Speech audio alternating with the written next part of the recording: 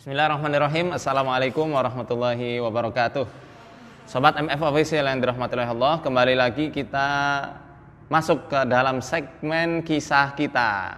Pada episode kali ini bersama kita ada bintang tamu. Nah, yang insya Allah nggak asing lagi. Cuma sekarang kan lagi ditutup pakai nikob ya. Beliau adalah Mbak Cici atau Mbak Sinta yang pernah melihat episode tentang perumahan Belanda kuno di Kalibagor. Insya Allah kenal siapa beliau. Nah, sekarang kita mau tanya-tanya nih. Beliau ini sudah pernah kita ruqyah ya di episode sebelumnya, dan alhamdulillah sudah makin banyak sekali perubahan-perubahannya. Sekarang kita pengen menggali lebih lanjut, lebih dalam lagi tentang kisah-kisahnya Mbak Cici, sekaligus pengalaman Mbak Cici setelah diruqyah bagaimana. Kita mulai dari mana ya? Mungkin kita tanya dulu ya tentang pengalaman Mbak Cici.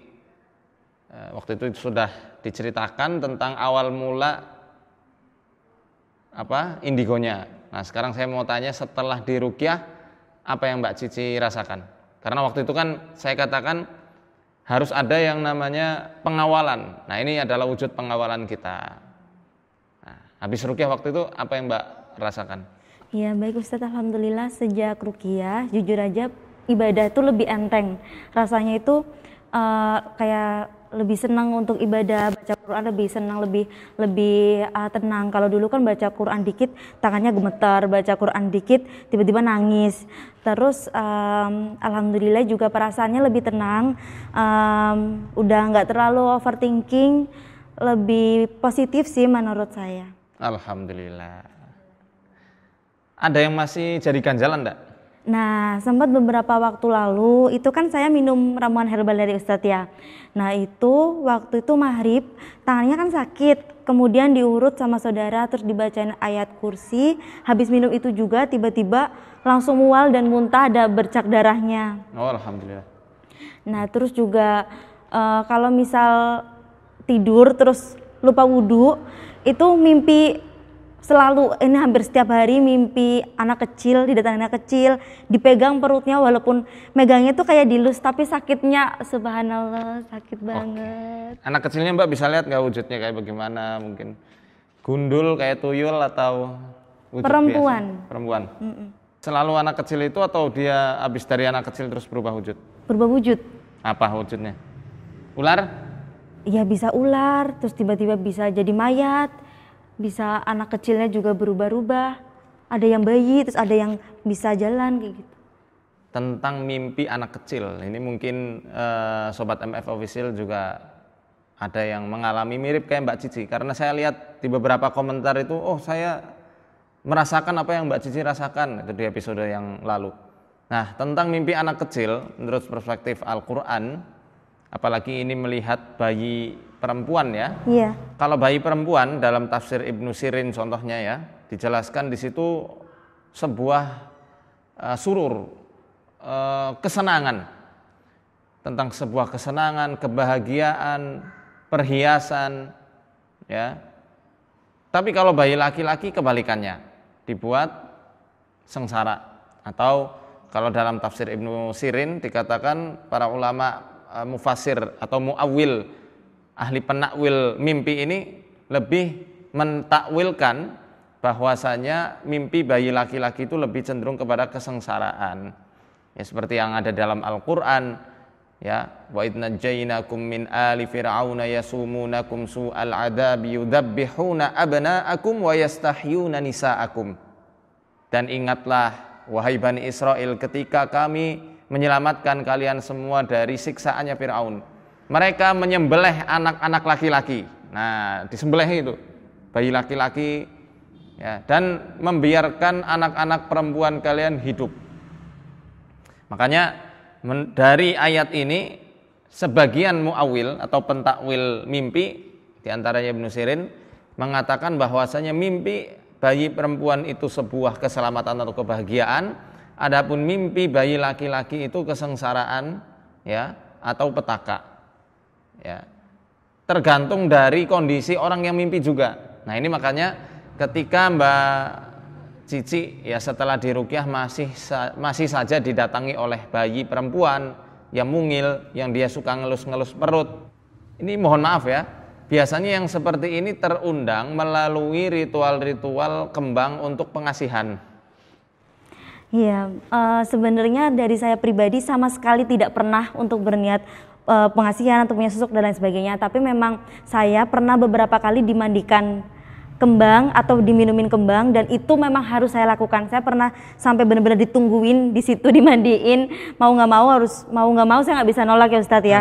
Pasti dimandiin, terus minum juga. Saya pernah beberapa kali nanya, kenapa harus diminum, untuk apa? Cuma dijawab, udah minum aja, nggak usah banyak nanya kayak gitu. Airnya campurannya apa Mbak? Ada bau bunga, ada bunganya, terus ada bau minyakan, terus kurang paham juga Ustadz itu. Hampir sama yang diminum sama yang buat mandi. Baik, kita bahas mimpi anak perempuan tadi dari segi metafisik ya. Iya. Tentu tidak keluar dari koridor Quran dan Sunnah insya Allah. Dalam Al-Quran surat Al-Kahfi contohnya di juz 15. Allah Subhanahu wa taala berfirman, "Al-malu wal banuna zinatul hayatid dunya wal baqiyatus salihatu khairun 'inda rabbika thawaban wa khairun amala." Ingatlah bahwasannya yang namanya harta dan anak-anak, banun, anak-anak nih, entah itu laki atau perempuan, dia adalah zinatul hayatid dunya. Perhiasan apa? Perhiasan kehidupan duniawi. Nah, oleh karenanya, Mbak pernah enggak setiap laki-laki yang papasan sama Mbak ya, atau mungkin sudah atau baru kenal ya, kalau sudah kenal lama ini sih ora gumun lah ya bahasane dewek ya. Kalau sudah kenal lama ndak gumun kalau dia tiba-tiba jatuh cinta. Ini baru kenal, baru papasan, bahkan kondisi muka Mbak ini tertutup, tapi dia itu apa ya istilahnya, berani untuk menembak Mbak. Banyak. Menembak ini apa ya? Dalam artian dia itu ndak senonoh lah, sampai ya menembak kan menjatuhkan kehormatan wanita sebenarnya. Iya, itu juga yang sebenarnya saya bingung dari dulu banget Ustadz. Saya tidak tahu apakah ini gangguan jin atau memang manusianya atau memang saya. Itu memang sudah terjadi dari saya sekolah, dari saya kuliah, dari saya kerja. Itu tuh benar-benar hampir semua ikhwan yang saya temui, baik itu tua, muda, baru kenal, entah itu baik dari teman, dosen atau segala macam, guru, itu tuh sering banget, maaf ya, kayak menurut saya itu berbuat kurang ajar terhadap saya gitu. Dan itu tuh berkali-kali banget, sampai saya mencoba untuk introspeksi apakah ada yang salah dengan saya. Kemudian saya berusaha untuk benar-benar menutup aurat sesuai syariat, tapi tetap saja, bahkan kemarin aja sekitar 2 hari lalu saya ada project untuk yang saya diharuskan bertemu orang itu, dan itu tuh sebenarnya tetangga Ustadz, dan dia tuh berani kurang ajar, dan bahkan saat kurang ajar sama teman-teman saya aja bahkan mau dilaporin polisi, tapi karena qadarullah saya tidak ada buktinya, jadi ya udah berkali-kali lagi saya harus ikhlas. Berkali-kali Ustadz. Berarti itu nggak hanya satu kali? Tidak hanya satu kali. Ya itu yang membuat saya juga mau pikir-pikir mau menikah, takut gitu sama ikhwan jahat-jahat soalnya. Semua ikhwan seperti itu ya? Hampir semua ikhwan yang ketemu sama Mbak? Iya. Ini makanya saya jaga jarak sama Mbak. Masya Allah, la haula wala quwwata illa billah. Mimpi perempuan, bayi perempuan, ya, atau apapun itu jenis mimpinya, ketika takwilnya mengarah kepada ritual-ritual yang mengundang pengasihan, atau dalam bahasa Arab disebut al-jalbu. Al-jalbu itu kan menarik, baik itu menarik simpati orang, baik itu menarik welas asih seseorang, ya, menarik rezeki, menarik kewibawaan supaya orang pada tunduk. Itu pasti imbas buruknya yaitu orang baru ketemu dia langsung jatuh cinta. Kalau hanya sebatas jatuh cinta sih saya rasa tidak berdosa ya, karena cinta nggak bisa diatur bakal hinggap di hati orang yang mana ya. Tapi kalau dia sudah sampai berhasrat, bahkan melakukan pelecehan demi pelecehan, ini sudah setan yang main di situ, sudah tarafnya iblis. Gunanya untuk apa? Membuat kerugian dari orang yang melakukan perbuatan tidak senonoh, apalagi sama orang yang dilecehkan. Makanya saya katakan itu biasanya jelmaan dari jin ular. Emang jin ada yang tipenya ular, ada. Dalam hadis riwayat Bukhari kan dijelaskan, al-hayatu ya muskhul jin. Kama musikhat Bani Israel ya qiradata wal khanazir. Ular itu adalah jelmaannya jin, sebagaimana Bani Israel diserupakan Allah sebagai babi dan juga kera. Ini hadis riwayat Imam Bukhari. Ya. Memang ada jenis-jenis jin ular. Nah, sebelum Mbak Cici menceritakan panjang lebar kisahnya, saya rasa kisahnya bagus buat dibukukan. Masya Allah, promosi boleh nggak? Ya, bagus buat dibukukan. Ini saya mau kasih sedikit wawasan juga ya, kita sharing lah ya Mbak, buat teman-teman juga yang ada di rumah, tentang beberapa sifat-sifat hewan yang ada di manusia. Wa minhum man nafsuhu ala nufusi dawatis sumum wal humad. Di antara jiwa manusia ada yang jiwanya itu didominasi oleh jiwa hewan yang memiliki bisa dan sengat. Kal hayyati wal aqrab wa ghairihima. Seperti halnya ular, kalajengking atau hewan berbisa selain dua hewan ini. Wa hadha ad-darbu huwa alladhi yu'di bi'ainihi fayudkhilur rajulal qabra wal jamalal qidra. Orang yang memiliki jiwa ular ya, dalam artian jiwa ular ini dirasuki jin ular ya, dia itu orang-orang yang memiliki ain, pandangan mata jahat, yang dapat menjebloskan seseorang untuk masuk ke dalam kubur dan menjadikan onta ada di kuali, membunuh manusia dan onta. Bahkan yang namanya ain ini kan ya, yang namanya ain ini bukan, efeknya itu bukan hanya ke manusia, bahkan kadang ke kendaraan, kadang ke peralatan elektronik, ya betul, kadang ke karir seseorang, kadang ke HP, kadang ke anak, dan lain-lain. Itu yang namanya ain. Pernah enggak Mbak Cici punya pengalaman seperti ini? Mungkin silakan diceritakan, kajian saya, nanti saya lanjut lagi. Oke. Saya itu sekarang sedang belajar untuk berhati-hati dalam berucap, karena pengalaman dulu-dulu kalau misal marah, ke bawah marah kayak gitu Ustadz, terus sakit hati, terus saya ngomong sesuatu dan tidak tahu bagaimana itu jadi kenyataan seperti itu. Terus juga saya kurang paham sih kalau yang ain itu mungkin sudah berefek ke saya, tapi saya tidak paham kalau itu sebenarnya ain. Apa contoh kejadian yang paling real dan bikin Mbak nggak bisa lupa sampai saat ini? Apa ya, mungkin saya pernah beberapa kali akan menikah, tapi selalu nggak jadi. Padahal ya tadinya yakin, keluarga juga yakin, tapi ya nggak jadi terus. Entah karena aku tiba-tiba nggak suka, tiba-tiba dia pergi atau qadarullah kenapa, tapi itu berkali-kali nggak jadi, seperti itu.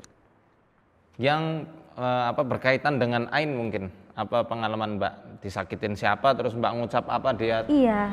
Terus kejadian apa yang terjadi sama orang yang nyakitin Mbak itu? Iya, itu sebenarnya udah terjadi dari lama banget ya Ustadz. Mulai dari aku SMA dulu juga, kalau misal ada orang yang kayak seolah-olah nyakitin aku, terus aku sakit hati, terus aku bilang misalnya, awas ya kamu nggak bakal naik kelas, nggak naik kelas beneran. Awas ya kamu nanti orang tuamu bangkrut. Awas ya kamu nanti pulangnya kecelakaan di jalan. Kecelakaan? Kecelakaan. Sampai fatal enggak kecelakaannya itu? Fatal. Sampai wassalam? Enggak sih, tapi fatal itu. Banyak lah menurut saya, itu udah sering banget kayak. Dari SD itu? Yang saya mulai sadar itu dari mulai SMA. Sampai teman-teman saya tuh pernah ngomong, hati-hati ya jangan ada masalah sama Sinta, hati-hati soalnya. Tapi mereka tuh suzonnya katanya aku tuh punya susuk atau aku tuh punya pegangan apa, padahal enggak Ustadz.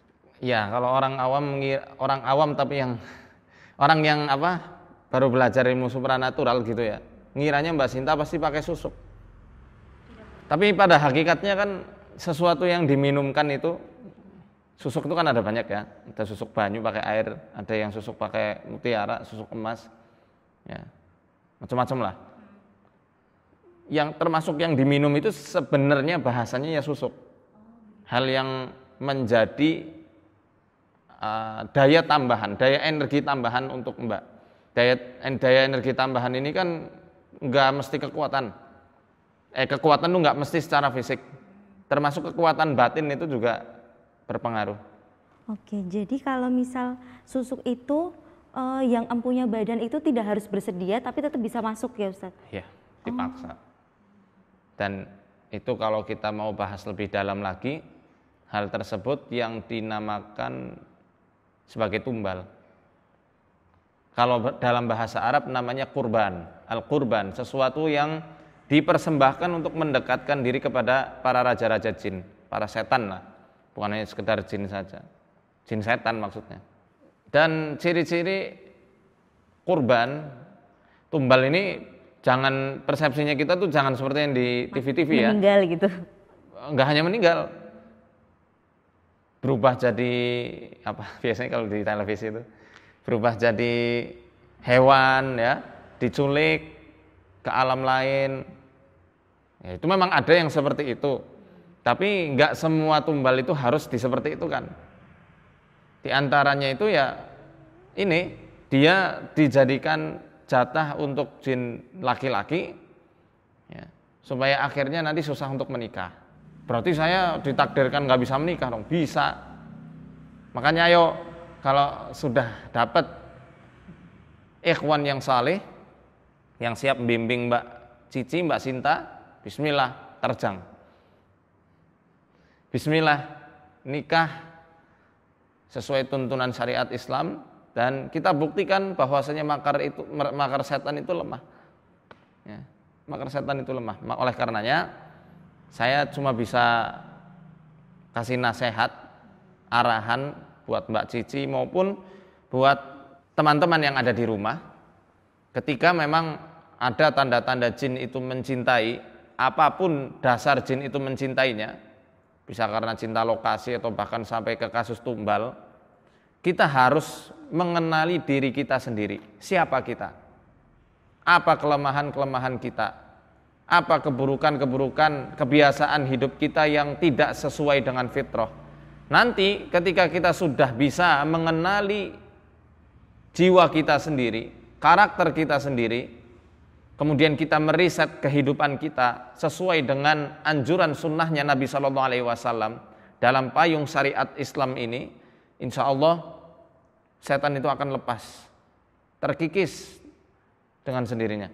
Kalau mereka masih ngeyel, Allah yang langsung binasakan. Karena kehidupan kita, jiwa kita sudah kita hadapkan kepada Allah Azza wa Jalla. Inni wajjahtu wajhiya lilladzi fataras samawati wal arda hanifan wa ma ana minal musyrikin.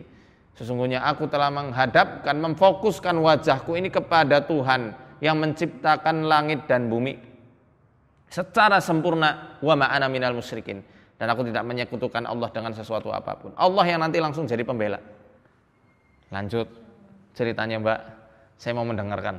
Saya tutup dulu kitabnya nih. Nah itu Ustadz yang saya sempat tadi disinggung sedikit tentang ikhwan itu kalau melihat saya itu langsung berhasrat begitu ya. Dan saya itu punya banyak pengalaman dilecehkan seperti itu, dan itu tuh benar-benar kayak nggak masuk akal gitu loh. Seharusnya kalau manusia yang berakal tidak melakukan itu, karena pertama situasinya itu sebenarnya tidak mendukung untuk orang itu melakukan hal-hal yang senonoh. Misal kayak situasi di kantor, di mobil tapi habis sholat dari masjid, itu kan tidak wajar ya Ustadz ya. Terus kayak misal dalam perjalanan kita lagi dalam tugas atau segala macam, itu tuh menurut saya situasinya itu tidak mendukung untuk melakukan hal itu, tapi mereka tetap punya hasrat seperti itu, dan mereka itu benar-benar memaksa saya Ustadz, berani megang, berani dorong, bahkan tangan saya itu pernah dipegang sampai sakit ya. Mereka tuh benar-benar kayak udah nggak peduli apa yang saya rasakan gitu. Itu berarti memang gangguan jinnya juga ya Ustadz ya. Daya tarik magnet dari ilmu pengasihan, khususnya yang tadi sering melipir lewat mimpi ya, mampir itu lewat mimpinya Mbak Cici, berupa anak kecil, wanita, kadang berubah jadi ular. Itulah yang membuat orang-orang yang melihat itu seakan-akan merasa getet ya, gemes. Gimana sih filosofi anak kecil tuh? Wujud anak kecil tuh gimana sih kalau kita ngelihat anak kecil yang Lucu, masih gemes. seumuran siapa ya, mungkin seanak saya gitu kan, lagi gemesin-gemesinnya itu. Jadi siapa saja nggak bisa menahan untuk sekedar megang atau noel pipinya atau ngusap-ngusap. Ini ke anak kecil ya, saya nggak bilang ke Mbak Cici enggak. Jadi jangan berpikiran buruk. Nah, ini kalau ke anak kecil. Jadi seperti itulah. Karena setiap jin yang merasuk, sihir yang memang ditujukan ke seseorang, ya berarti Mbak Cici ini kena sihir dong, bukan? Yang saya maksud sihir ini kan ada sihir yang memang kiriman dari dari luar, dari orang lain, ada sihir yang memang diwujudkan dengan ritual-ritual tertentu. Ya, mereka kadang menggunakan beberapa filosofi-filosofi, seperti contoh orang menggunakan kotoran manusia. Gimana sih orang ketika melihat kotoran itu reaksinya? Oh, jijik. Jijik ya? Nggak mungkin kita mau Dekat-dekat. lama-lama melihat kotoran itu, apalagi mendekatinya. Maka itu biasa digunakan untuk mematikan usaha, mematikan ketenangan hidup, mematikan kewibawaan, mematikan cinta kasih dari orang yang disihir, baik di lingkungan keluarga maupun orang-orang yang ada di sekitarnya. Nah, ini kebalikannya, anak kecil, perempuan lagi. Kebanyakan dari kita kalau lihat anak kecil imut-imut pasti nggak bisa nahan, entah apapun situasinya. Itu yang menjadikan takwil dari mimpi jin yang berubah jadi anak kecil tersebut. Sampai makanya tadi dalam situasi yang seharusnya orang itu nggak berbuat seperti itu, sampai dia itu berani melakukan hal yang tidak senonoh. Dia seperti terhipnotis dengan kemampuan genjutsunya jin tersebut. Iya, kemampuan ilusinya si jin itu luar biasa itu. Makanya hati-hati. Iya, itu saya takut jadinya. Pesan juga untuk para akhwat, untuk para wanita yang pakai jilbab aja bisa mengenai magnet yang sekuat itu, ya, memunculkan magnet yang sekuat itu, apalagi yang tidak berjilbab. Betul sekali. Kalau para perempuan tahu gimana liarnya mata laki-laki, pasti akan menutup rapat seluruh anggota tubuhnya. Betul. Dan pandangan itu juga bisa mempengaruhi ain itu ya Ustadz ya. Kalau misal senang dipandang seperti itu. Nah, kalau misal saya juga sering banget mimpi didatengin sama ikhwan ganti-ganti, kadang kenal, kadang enggak. Itu juga termasuk ya Ustadz ya. Kalau itu sebenarnya wujud dari jin yang mencintai Mbak Cici ya. Yang tadi kan saya katakan sebenarnya ini juga ada arah kepada kurban atau tumbal. Tumbal dalam artian wadah untuk jadi batu loncatan seseorang itu lebih mendekatkan diri kepada raja jin. Nah, ini nanti akan kita telusuri, dan untuk korban tumbal sendiri sebenarnya ada bahasan khusus masalah itu. Ya, ada kitab khususnya juga. Itu pengobatannya pakai susu, diantaranya itu susu. Karena susu adalah fitrahnya manusia. Rasul ketika Isra mau Mi'raj naik ke langit itu ditawari khamr sama susu. Rasulullah milih susu. Maka dikatakan engkau telah memilih fitrah manusia wahai Muhammad. Ini kita kasih susu insya Allah. Masya Allah, tabarakallah. Lanjut lagi tapi ini belum buka puasa ini. Baik. Nah, sebenarnya waktu itu pas saya kesurupan itu kan karena lama jadi sama orang-orang yang di situ tuh ditanya-tanyain Ustadz, ditanyain, kamu kenapa sih nggak mau keluar? Kamu ini ya kiriman dari mana? Nah, itu tuh jinnya katanya jawab kalau dia itu kiriman, terus dia tuh dikasih bunga sama majikannya seperti itu. Nah, qadarullah pada saat itu tuh saya baru putus, waktu itu saya masih pacaran. Pas saya tuh terakhir kali pacaran, saya itu putus tapi kayak orang gila Ustadz, sampai orang tua saya itu juga bingung, sama teman-teman saya tuh bingung, kayak kehilangan akal gitu loh.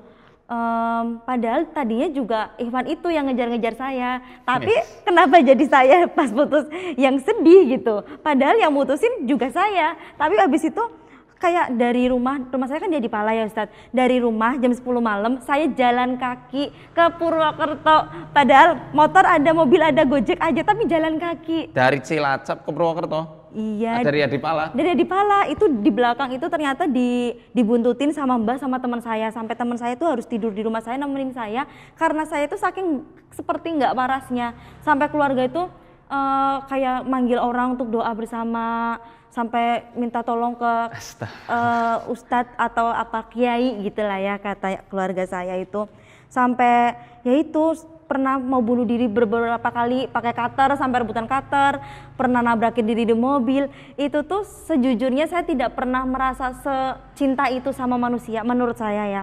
Saya juga tidak habis pikir, sekarang kalau ingat lagi juga subhanallah kok saya bisa seperti itu. Kenapa seperti itu? Itu belum lama sih sebenarnya ya. Oke. Tapi efek itu Mbak, efek yang habis putus kemudian Mbak jadi kayak orang stres itu berapa lama berlangsung? Oh lama itu, ada sekitar setengah tahun. Itu sampai ke psikolog, ke psikiater dan emang didiagnosa sama mereka itu saya stres, dikasih obat penenang, aprosolak dan lain sebagainya. Kalau nggak minum obat itu saya kejang-kejang. Masya Allah. Dan alhamdulillah qadarullah sembuhnya di Ruqyah. Di Ruqyah langsung sembuh? Iya, waktu itu saya dititipin sama teman saya, teman sekelas saya, dan qadarullah ibunya itu ustazah. Ditanya-tanya Mbak kenapa, mungkin beliau sadar ya pandangan saya aneh atau segala macam nggak nyambung diajak ngobrol. Nah di situ mulai dibacain ayat-ayat Ruqyah, itu pertama kali yang saya di Ruqyah bener-bener itu. Mbak waktu sampai seperti itu, waktu dalam kondisi yang gila, apa yang Mbak lihat bayangannya waktu itu? Pisau. Selalu pisau? Ya, pisau ditusukin atau tali untuk gantung diri. Apa sih yang membuat Mbak tertarik banget sama laki-laki itu? Matanya. Hah? Nggak bisa, kalau udah inget matanya dia itu kayak udah nggak bisa ngapa-ngapain gitu. Oke, baik. Tapi di ikhwan yang rajin ibadah atau? Saya tidak bisa menentukan itu, kurang paham. Ya secara zahir nih? Ya kayaknya mungkin biasa aja. Bisa aja ya? Ya saya nggak mau memvonis itu apa, yang penting saya fokus ke ini dulu ya, yang jin nasab itu. Memang kalau dari ceritanya Mbak Cici ya, sampai dibuat gila dari Adipala Purwokerto. Bayangkan teman-teman, orang Purwokerto pasti ngerti. Malam-malam lah Ustaz. Iya, Adipala Purwokerto itu 2 jam lah paling enggak. Iya itu naik motor, naik motor Naik Ustaz. motor 2 jam, ini jalan kaki. Masya Allah, subhanallah ya. Jahat itu orang-orang yang pakai sihir. 2 jam itu jalan. Itu saya sampai kabur berapa hari dari rumah dan semua kontak keluarga saya diblok sampai keluarga bingung. Tapi efek yang habis putus itu sampai sekarang sudah nggak kerasa lagi?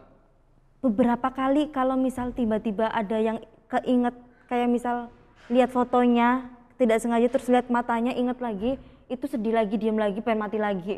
Astagfirullahaladzim. Jadi ada kalanya jin yang ada di dalam tubuh seseorang itu yang justru suka sama orangnya. Kenapa bisa suka? Bisa jadi ketika dia atau orang yang dirasuki sama jinnya menikah sama orang yang bersangkutan, itu menguntungkan posisi jin yang ada di dalam tubuh orang tersebut. Makanya jinnya suka. Bisa karena mungkin ini bukan Mbak Cici ya, saya bicara orang lain lah. Bisa jadi orang yang dirasuki jin ini, jinnya suka sama orang yang dekat. Karena mungkin orang yang dekat ini sholatnya bolong-bolong, sehingga tidak bisa mendukung pasangannya ini untuk taatnya lebih kepada Allah Azza wa Jalla. Ya, bisa jadi orang yang disukai jin ini, ya, yang lagi mendekati orang yang sedang dirasuki jin adalah orang yang masih bergelimang dalam dunia riba, kemaksiatan. Itu kan sangat menguntungkan jin. Akhirnya akan lahirlah dzurriyyatnya para manusia yang berhati setan. Bisa ditanami sih bibit-bibit seperti itu. Ya. Jadi begitu. Tapi nanti kita gali ya, apakah betul ada sihir yang masih bercokol atau tidak. Waktu ruqyah pertama kan kita fokus pada jin nasabnya. Yang sekarang nanti akan kita gali betul atau tidak, dan masih ada atau tidak jejak-jejak sihir dari orang lain yang masih ada pada Mbak Cici. Nah itu kan tadi sudah dijelaskan kalau saya itu ada jin nasabnya. Nah tadi itu kan ada sihir juga, memang itu bisa seperti itu ya Ustadz ya? Bisa kolaborasi mereka, tapi sebenarnya bukan kolaborasi ya. Begini, jin nasab itu ada beberapa karakter. Ada jin nasab pembela, Jin nasab pembela ini kalau dalam buku saya Risalah Pelebur, udah punya belum? Belum. Nanti saya kasih. Masya Allah, tabarakallah. Jin nasab pelebur jin nasab pembela ini yang biasa digunakan untuk kewibawaan, untuk berantem, untuk silat. Ada jin nasab pengasihan, kayak tipe-tipe Mbak Cici. Ada jin nasab penagih hutang. Jin nasab kok penagih hutang, debt collector apa jin nasab gitu ya. Memang bisa seperti itu. Debt collector dari kalangan jin juga ada. Karena ibaratnya orang yang melakukan pesugihan dan penglarisan itu kan melakukan hubungan ribawi sama jin. Iya, betul. Harus ada timbal balik, timbal baliknya nggak setimpal ini sampai 7 turunan. Dan kalau orang Jawa bilang rezekinya itu diambil dulu, disedot sama orang yang melakukan hubungan perjanjian sama jin, kemudian nantinya anak cucunya itu akan susah kalau mendirikan usaha dan bisnis. Kalau karir selalu anjlok. Sebenarnya Allah Subhanahu wa taala membagikan rezeki di setiap Bani Adam itu sudah dengan ukurannya masing-masing. Gak bisa diutak-atik setan, tidak bisa. Cuma jiwa boros manusia ini yang nanti akan ditingkatkan sama jin nasab penagih hutang ini. Dan ini adalah kebijaksanaan Allah yang Allah telah firmankan dalam surat Al-Isra. Ya, sebuah perizinan dari Allah. Wasyarikhum fil amwali wal aulad. Perizinan kepada iblis untuk mencelakakan Bani Adam, diantaranya adalah berserikat dengan harta dan juga anak-anak. Kalau berserikat dengan anak-anak, ya kita sudah tahulah, dihalang-halangi menikah, anaknya dibuat bandel luar biasa. Maaf sekali, ada yang dibuat Down syndrome. Ini karena hubungan sama jin itu. Gus Bahak dalam sebuah pengajiannya kan pernah berkata demikian juga. Ya, sampai Gus Bahak juga berkata demikian. Ya, sampai amwal, wasarikhum fil amwali wal aulad. Tadi anak-anak, sekarang amwal. Apa tadi amwal? Harta. Akhirnya apa? Para ulama menjelaskan harta dibelanjakan di jalan togut. Di jalan togut maksudnya adalah apa? Dibelanjakan dengan sia-sia. Barang yang nggak penting dibeli. Pengennya belanja terus, apalagi sekarang ada aplikasi belanja online. Sudah nggak terkendali. Seakan-akan gaji itu besar, tapi kayak nggak ada bekasnya sama sekali. Sebenarnya karena perilaku manusianya sendiri. Hal tersebut sebagai pembenaran bahwasanya jin bisa menyedot rezeki, padahal yang nggak bisa. Ya, dan lain-lain lah ya tentang karakter jin nasab. Nah, yang ada di Mbak Cici kan pengasih, menyedot simpati orang-orang gitu. Bukan hanya simpati, malah hasad serta syahwatnya disedot itu sama jin kayak magnet. Tapi di satu sisi, kalau memang betul ada sihirnya ya, karena kita belum cek ya, ada sihir dari orang lain yang membuat Mbak Cici itu dibenci, susah buat menikah, itu keadaannya seperti tarung. Gelombang jiwa itu nanti enggak stabil sama sekali. Dan ciri utamanya ketika Mbak Cici bangun dari tidur, itu badan rasanya remek kayak habis berantem atau habis olahraga berat. Itu betul sekali Ustadz. Kayak setiap saya bangun tidur, entah itu cuma tidur 1 menit aja, bangun-bangun tuh basah semua badannya, terus panas, terus capek banget. Itu selalu setiap bangun tidur seperti itu. Sampai lebam enggak? Lebam, banyak banget lebam-lebam di badan juga. Tanpa enggak kebentur apa-apa, tapi lebam gitu. Nyeri enggak lebamnya? Ya lumayan. Nah ya inilah. Kalau ada sampai seperti itu ya berarti ada 2 pengaruh. 2 jin yang sedang rebutan pengaruh. Entah itu jin nasabnya atau dari sihir, saling gelut satu sama lain. Iya betul itu Ustaz. Ya, tabiat mereka kan api. Astagfirullahaladzim. Pengennya mana yang lebih terang nih. Mana yang lebih eksis ini, dia akan terus seperti itu. Nanti kita cek, kita rukyah. Habis buka tentunya ya. Ada yang mau diceritakan? Terus solusinya bagaimana ya Ustadz? Apakah dengan saya menikah kemudian semua gangguan jin itu hilang atau bagaimana? Sebenarnya begini, orang menikah pun ketika tidak didasari dengan syariat, ya mengharap ridho Allah, ya jin akan masih di situ saja kok.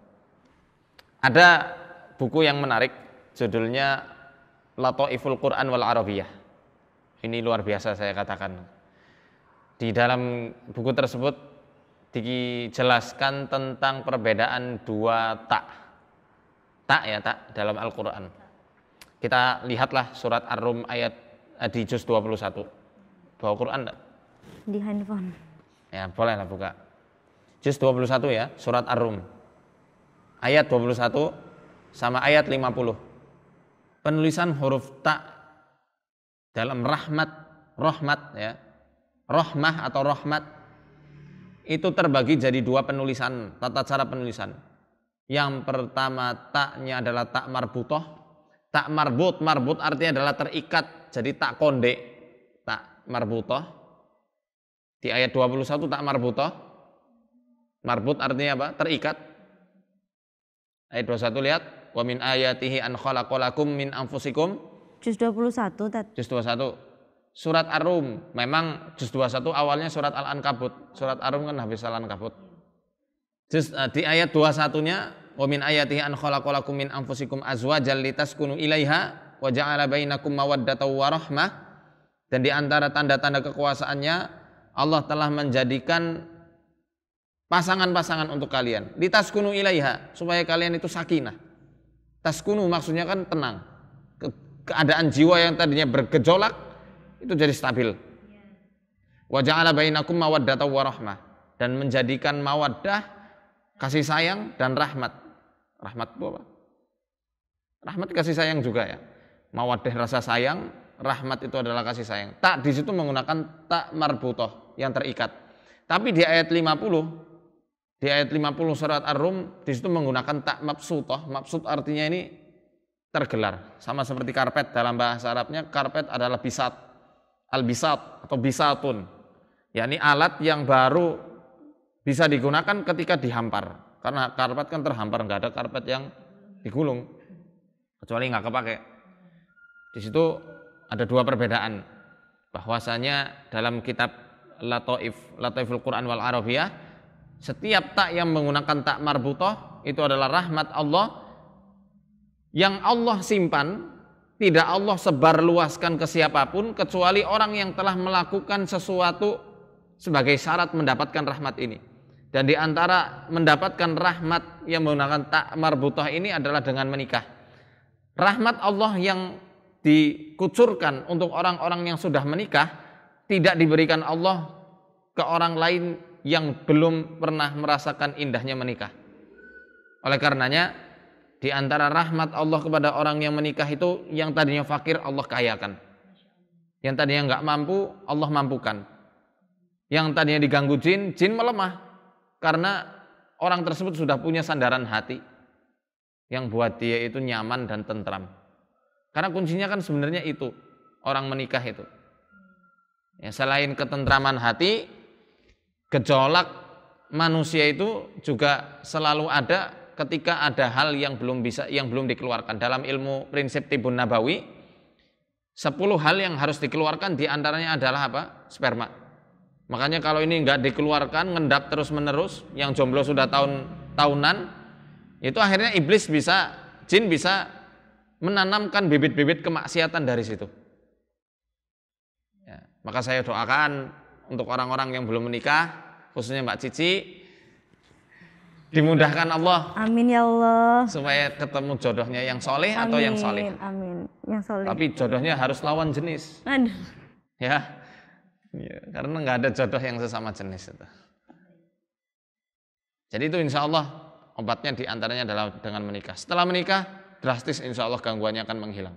Nah terus saya penasaran juga Ustadz, tadi kan disampaikan kalau ternyata jin nasab yang di saya itu untuk pengasihan, agar saya menarik perhatian banyak orang, agar saya mungkin berwibawa, mungkin saya tidak tahu ya itu fungsinya untuk apa. Nah apabila pengaruh jin ini hilang, apakah nanti saya tidak akan berwibawa, apakah nanti saya tidak akan menarik lagi, atau bagaimana itu Ustadz?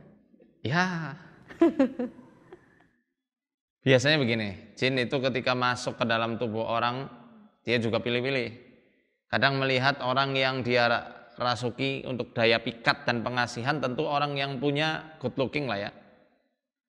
Apa sih good? Ya rupa yang lumayan lah. Enggak yang buruk banget yang enggak, yang cakep banget yang enggak.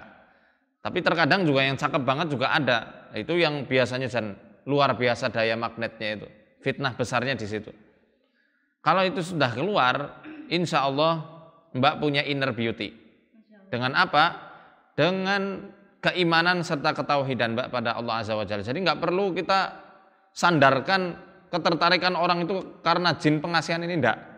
Justru kalau dia sudah keluar, ya, insya Allah Mbak nggak akan PHP lagi ke laki-laki.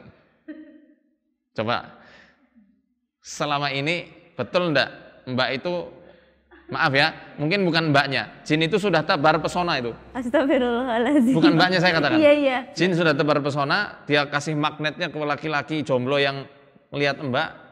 Kemudian pas laki-laki itu mau serius ta'aruf, Mbak tolak. Iya. Wah, bagaimana itu rasanya? Iya. Saya juga heran kenapa seperti itu. Iya. Jadi saya sempat kayak merenungi kenapa saya begitu. Pernah ya teman saya tuh bilang, iya memang biasanya kalau orang-orang cantik tuh punya jiwa penakluk, kalau udah ditaklukin udah ditinggalin kayak gitu. Ustaz, astagfirullah. Itu kan daya pemikat dari setan. Oh, tapi daya pemikat karena inner beauty, cantik dari dalam, karena ketauhidan Mbak, karena taatnya Mbak pada Allah dan Rasulnya, insya Allah itu sesuatu yang mengundang keberkahan dari Allah Azza wa Jalla, mengundang rahmat itu tadi. Ya, jadi kalaupun sampai jenjang pernikahan, Allah langgengkan kasih sayangnya selama-lamanya. Tapi kalau nikah karena daya pikat dari setan, apalagi yang pakai susuk, pakai ilmu pelet, demi Allah saya katakan, ya, ini kita lagi puasa ya, demi Allah saya katakan, ketika menikah tidak akan pernah langgeng. Yang tadinya suka, yang tadinya cocok, saling mencintai karena ilmu pelet, habis menikah, demi Allah saya katakan, pasti akan cekcok dan ribut terus menerus, nggak akan langgeng. Banyak buktinya, sangat-sangat banyak buktinya. Makanya kalau mau melamar yang gentle lah, nggak usah pakai ilmu pelet. Dengerin tuh, ya, kata Ustadz. Kalau mau memikat laki-laki juga nggak perlu pakai ilmu pengasihan. Ya. Saya tidak. Insya Allah. Wanita boleh nggak melamar duluan? Boleh. Sayyidah Khadijah radhiyallahu anha melamar Nabi duluan melalui perantaraan, boleh. Kalau memang cocok srek sama laki-laki yang disuka. Ya. Ala kulli hal, setelah ini kita ruqyah Mbak Sinta. Oh ya, ada lagi. Jadi sempat pas saya kemarin habis ruqyah, saya pulang ke rumah. Nah, kode dulu ayah saya tuh sakit udah ke dokter ada 3 kali, tidak sembuh-sembuh. Sempat saya tawarin mau minum ini nggak Pak, obat kayak madu gitu, kurum ajwa gitu. Enggak Mbak, gitu. Nah sempat waktu itu saya dikasih susu jadi Arsyada juga, susu probiotik itu. Nah ayah saya tuh mau minum itu. Nah habis minum itu, wah beliau diare hebat, terus tambah itu sih, kondisinya tambah parah tambah sakit gitu. Apakah itu ada hubungannya? Setelah diruqyah ya? Iya. Sebenarnya itu ada hubungannya erat ketika Mbak Cici di sini diruqyah. Kita usahakan bagaimana caranya yang jin dari nasab ini lepas dengan izin Allah Ta'ala, maka biasanya imbasnya juga akan terjadi atau dirasakan sama orang-orang yang ada di rumah, baik itu ayah, ibu, atau kalau punya saudara kandungnya juga bisa kena. Ya, sekali lagi yang namanya jin nasab itu seperti paralel ya, kayak rantai. Satu rantai digemerincingkan ya semuanya bakal kena efeknya. Tapi bukan berarti itu efek negatif, justru itu efek positif karena sakitnya itu sampai muntah-muntah enggak? Saya kurang paham kalau muntah-muntahnya, tapi sampai diare gitu dan diare ya?